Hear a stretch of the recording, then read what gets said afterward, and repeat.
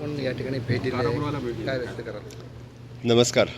मी भारतीय जनता पार्टीच्या प्रचाराच्या निमित्त रत्नागिरी सिंधुदुर्ग तालुक्यामध्ये प्रचाराच्या निमित्त आहे आणि त्यामुळे विशेष करून गणपतींचं दर्शन घेतलं आणि खास करून स्वातंत्र्यवीर सावरकर यांना ज्या जेल कोठडीमध्ये ठेवलं त्या जेलमध्ये जाऊन स्वातंत्र्यवीर सावरकर ज्या कोठडीमध्ये होते त्याची म्हणजे दर्शन घ्यावं, त्याचं मी प्रत्यक्ष म्हणून पाहावं. कारण मी अंदमानमध्ये पण जाऊन आलेलो आहे. अंदमानची त्यांची कोठडी त्या ठिकाणीही त्यांना नमन करून आलेलो आहे आणि परत आज या ठिकाणी स्वातंत्र्यवीर सावरकरांना त्यांचं जे देशासाठी त्याने जे योगदान दिलं त्यासाठी त्यांना नमन करण्यासाठी मी माझ्याबरोबर आमचे माजी आमदार बाळा माने तसेच बाकी भारतीय जनता पार्टीचे सगळे कार्यकर्ते या ठिकाणी आले. मी परत एकदा स्वातंत्र्यवीर सावरकरांच्या कार्यासाठी स्वातंत्र्यवीर सावरकरांचं जे योगदान आहे या स्वातंत्र्यासाठी यासाठी मी त्यांना अभिवादन करतो. आणि निश्चितरित्या आजच्या दिवशी मी एवढं सांगेन की गोव्याच्या आमच्या मंत्रालयामध्ये स्वातंत्र्यवीर सावरकरांचे पहिल्या वेळी जे जलचित्र लावण्यात आलं ते माझ्या वतीने लावण्यात आलं. त्यांच्या कार्याबद्दल जर बोलायचं असेल आपल्याला रत्नागिरीसारख्या ह्या जिल्ह्यामध्ये अमाप त्यांच्या आठवणी आहेत आणि कितीतरी दरवेळी सगळेजण स्वातंत्र्यवीर सावरकरांच्या आठवणी या रत्नागिरी जिल्ह्याच्या ठिकाणी खूप वेळा आणि मोठ्या अभिमानाने काढतात.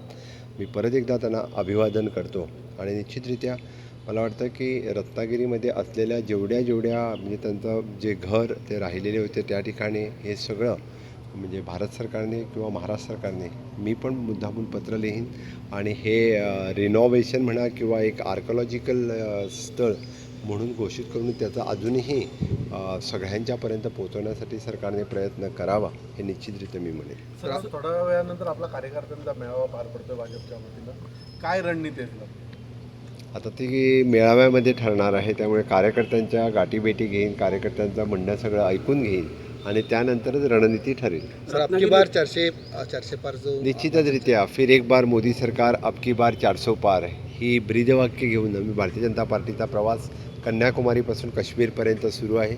मी स्वतः केरळ, कर्नाटक, महाराष्ट्र, तेलंगणा अशा विविध राज्यामध्ये प्रवास करतो आहे. लोकांचा उत्साह आणि मोदीजीवरचा प्रेम हे जर बघितलं तर अबकी बार 400 पार आणि फिर एक बार मोदी सरकार हे 100% होणार आहे याची मला खात्री आहे. लोकसभा मतदारसंघाचा जो उमेदवार आहे तो भाजपचाच असेल का? कारण शिंदे गटाने देखील या मतदारसंघावरती दावा केलेला आहे, काय सांगाल?